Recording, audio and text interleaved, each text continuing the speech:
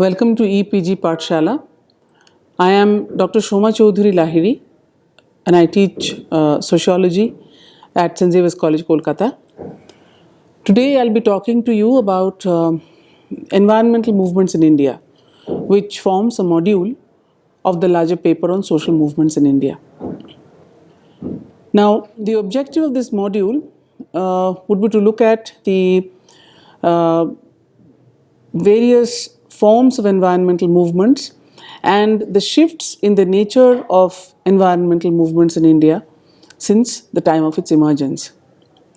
These shifts also reflect a change in the way in which modes of governance by the state and developmental policies of the state have undergone a change and affected the spread, the focus of environmental movements that have raged in different parts of the country. It would also focus on the sociological significance of environmental movements, the various forms of protests, the nature of organization, the forms of protests, and the significance of the movements, environmental movements in particular. Now, when one talks of environmental movements, one immediately goes back to the 1970s onwards. It is not that there were no environmental movements before. Environmental movements in India emerged from the 1970s onwards as critiques of state-sponsored forms of development. It is not that there were no environmental movements earlier, but they were not termed as environmental movements as such. But what is interesting about environmental movements is the varied nature of frameworks, a large plethora of actors, ways of thinking, ways of mobilizing, and the kinds of issues that the environmental movements have taken up. Generally, these movements have resisted increasing commodification and monopolization of resources, of natural resources, and their unsustainable use and unequal distribution, exploitative power relations, and the disempowerment of communities as a result. So, in other words, natural resource-based conflicts lie at the heart of environmental movements. Now, there's a difference in the focus and the nature of themes of environmental movements in the West and those in India.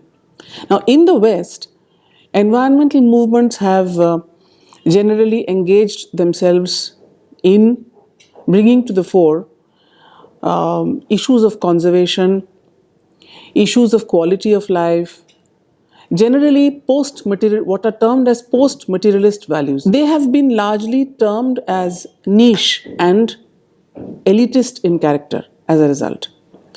Whereas environmental movements in India have raised certain basic questions.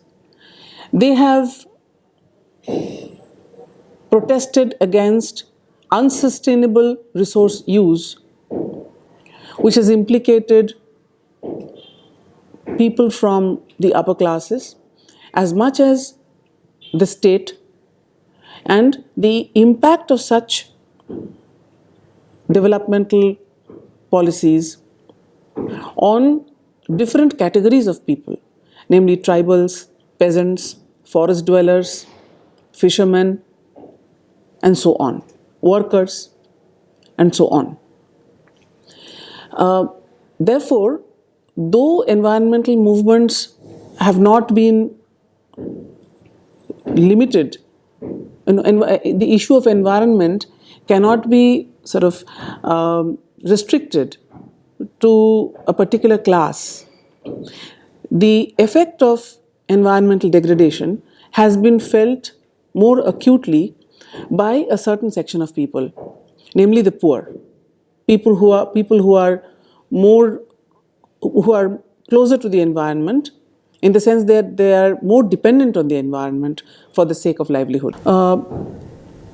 In fact, Ranjit Dwivedi has termed the environmental movement in India as an envelope, as it encompasses a variety of socially and discursively constructed ideologies and actions, theories and practices. The range is so vast that it makes the study of environmental movements an interesting exercise in itself.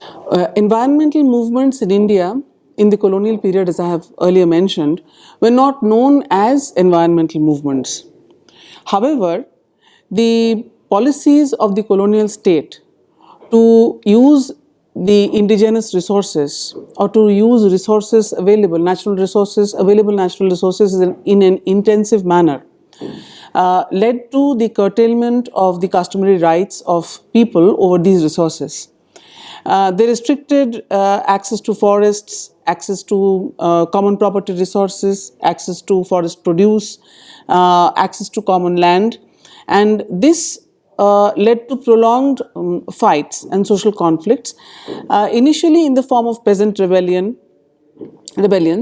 but later on the ecological component was added to it in the post-independence period. Now, I'll mention one of the earliest environmental movements that happened in Mulshi, which later on has been included in the as an environmental movement. It was called the Mulshi Rebellion, whereby the Tatars wanted to acquire land in the Pune region to build a power supply station which would supply power to the city of Bombay. Now, they began to acquire land, and this was resisted by the common people. Senapati Bapat, a congressman who lived in that area, gave leadership and managed to stall the creation of the project for almost nearly a year. But when the Tatars, when the Tatars, with the help of the colonial state, intervened by offering compensation to the Brahmin landlords of Pune who owned land at Mulshi, there was obviously a split in the rebellion. These landlords wanted to do away with the land, and they were paid a handsome compensation for it, while the local people of the area who cultivated the land, who were dependent on the land in different ways for their sources of livelihood, they were the people who continued to resist. The rebellion was not successful in the sense that the Tatars were allowed to continue to build the power supply station, but this has been hailed as one of the earliest forms of environmental revolts in the colonial period. Now, in independent India, in the name of development, a number of such natural resource based conflicts emerged, and some of the notable forms of conflicts I will soon mention, but generally the policies of the state have been largely responsible for the emergence of environmental conflicts in different parts of the country. Though the demands of the conflicts, demands of the environmental movements have not been restricted to just restoration of their control, people's control over their resources.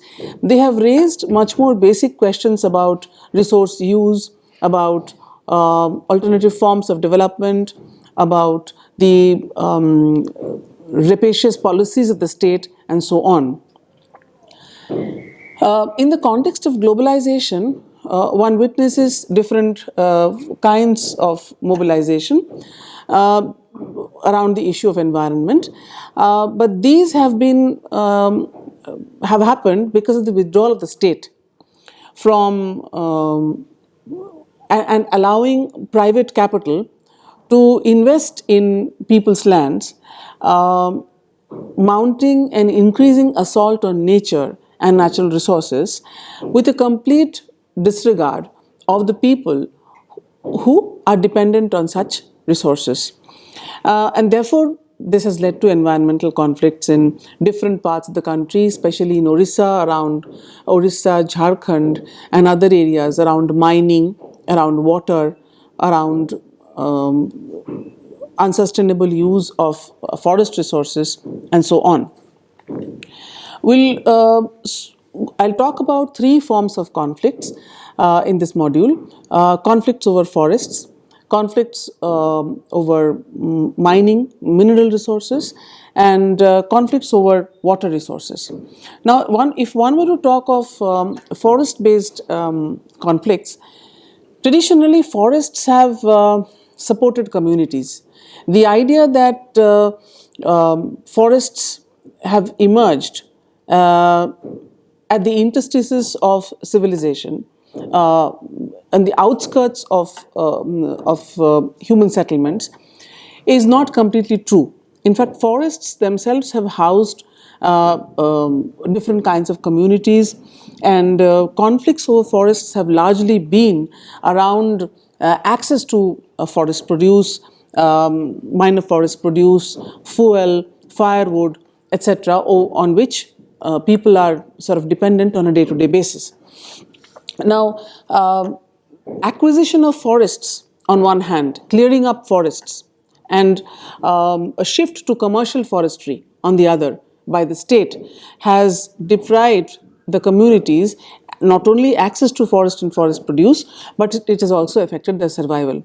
I'll give the example of Chipko movement in the 1970s, which people like Ramchandra Guha and many others have documented, and which has been hailed as one of a movement which has had far-reaching impact on the environmental movements, environmental consciousness in the subsequent years, has been about access to forest produce, access to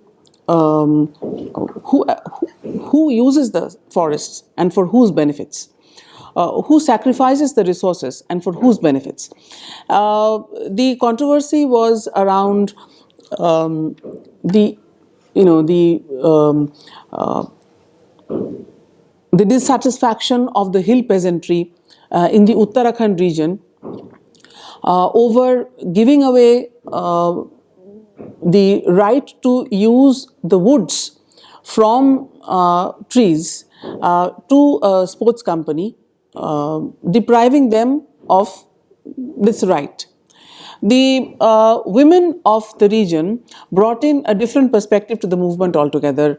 They hugged the trees, which came to be known as Chipko, and they tried to raise issues of sustainability, not only access to forest produce, but issues of sustainability by raising slogans like Jal Jangal aur Jameen ye ho janata ke adheen. These issues led to the successful resolution of the Chipko movement, in the sense that the state was then forced to cancel their earlier orders of granting the access to forests of the region to a sports company. Now, post-globalization, the nature of forest clearance has been tremendous, at a tremendous speed. This is because the state has not intervened to safeguard the forests. In many cases, the state national parks and other sanctuaries were built to ensure that forests regenerate naturally, but by keeping people out of the sanctuaries or out of the forest areas has only been detrimental, in the sense that people's access to forest, people's knowledge over forest regarding forest produce, people's stakes over the resource use or the natural resources that they have been using for centuries now, that has been affected, that their morale has been eroded. With globalization, the slogan of development at all costs and development with the help of private capital has not only affected the environmental sustainability, but also affected the people who are dependent on it, the communities who are dependent on it, by curtailing their rights over the resources that they use or they live in close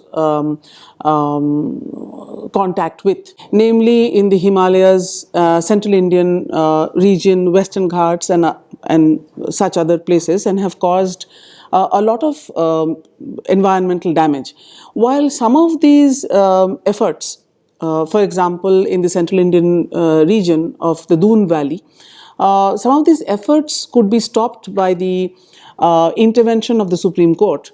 In many other cases, cases of mining, of quarrying, escaped media attention, escaped the attention of the judiciary, and managed to wreak havoc on the environmental base of the people. In cases where the judiciary intervened, mining could be stopped, whereas in many other cases, the whole area, the stretch where mining was undertaken, was laid waste and it remains barren. Now, for example, in the mineral-rich state of Orissa, in the recent years, in the context of globalization, many people's struggles around mining have taken place. The state, these areas which are mineral-rich are places where the tribals live. The Dongriya Konds of the region live in the Niamgiri hills. The state has invited companies like Vedanta and Valco and Nalco and other such groups to mine bauxite, aluminium which is derived from bauxite ores, and all the areas are under the control of the tribals who have resisted such attempts. Now the government, there have been a number of people's resistance movements at Kashipur, Niamgiri, Kalinganagar, Jagat Singhpur, by people who stand to lose their land, their livelihoods, their religious and cultural rights to foreign multinational companies like Vedanta and POSCO. The state promises to give them to give cheap power and easy access to raw materials, but often this has been at the cost of people's autonomy, people's rights, people's identities, and so on. A third kind of set of movements in the field of environment has been around the unsustainable use of water, and this water crisis continues to loom large and will emerge as one of the very a crisis, a problem which would be difficult to resolve in the future years. It began with the river valley projects, harnessing of water for large river valley projects, which led to the displacement of large number of people who Ramchandra Guha goes on to term as ecological refugees in the arena of development. And these, so Narmada Bachao Andolan and such other movements protesting displacement have led to not only displacement of agricultural lands on a large scale, affecting the material basis of survival of a large number of peasants and tribals in different areas. People's movements have also been witnessed in Bedthi, in Champalli, Koelkaro, Narmada and Lower Subanshri hydroelectric projects in the northeastern parts of the country, in Brahmaputra, on the Brahmaputra in Assam. So therefore, environmental movements have happened around the issue of waterlogging. They have happened around the issue of desertification. They have happened around the issue of salinization and such, and the complete waste of the command areas around dams. These, of course, have been documented. What is also important to recognize in this context is the role of local action groups in Maharashtra, for example, like Pani Panchayats or Multi Sangharsh, who have been advocating sustainable use of water resources by people at the local level. Now, one would quickly go on to talk about the frameworks and typologies that the environmental movements has used. And some of these typologies are sometimes based on the nature of people who participate, sometimes these typologies are based on the nature of goals. But generally, although typologies, as I have mentioned earlier, bring order into the larger social movements, a vast plethora of social movements, but they also pose certain limits. Now, the problem with typologies and classifications is that there are significant overlaps, and often it becomes difficult to classify a movement as either environmental or tribal, or because the participants are could be tribals, could be workers, could be peasants. So whether one should call them tribal movements or environmental movements is not clear, or the overlap, as in Chipko, over environmental issues and peasant issues. So therefore, typologies have their limits as well as their uses.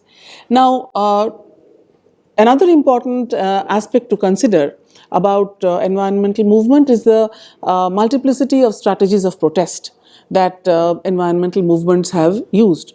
Largely, environmental movements in India have used nonviolence as a strategy, drawing from Gandhian principles, and these nonviolent movements have been effective. The strategies of protests are local, they're indigenous, and they strike a chord in the heart of the participants, and sort of the strategies are some of the strategies of protest has been in the form of padayatras, in the form of satyagraha, in the form of dharnas, petitioning, jal satyagrahas, cycle yatras. So most of them have been innovative, and they have met with varying degrees of success. They are seen in different parts of different kinds of environmental movements, and they have managed to garner the attention of the local population, the affected population, or even the population beyond the those affected, the media, the judiciary, or even in some cases the state as well. Now, I want to conclude by talking about the significance of environmental movements. Now, environmental movements, the significance of environmental movements, therefore, if one goes through the content, one would realize further, it lies in 3 or 4 dimensions. One is environmental movements lay bare the contradictions at the heart of capitalism. The kind of capitalistic resource use and the impact of such resource use on the people in eroding their base of subsistence and livelihood has been expressed by the environmental movements. The second dimension about environmental movements, the significance of such movements, is that they bring a new dimension, a new understanding to democracy and civil society by involving a plethora of actors, a wide variety of actors, as well as a wide variety of protests. The forms of protests are all innovative, creative, and the categories of people who participate in such protests are of a wide variety. And therefore, democracy gets a new meaning through these social movements. Finally, environmental movements have also posed a challenge to the meaning, content, and pattern of development. In fact, their significance lies in the fact that they have raised certain basic conflicts over time, over natural resources, over voices, over forms of expression, and over identity. For more details regarding the environmental movements, please consult the EPG Pathshala website.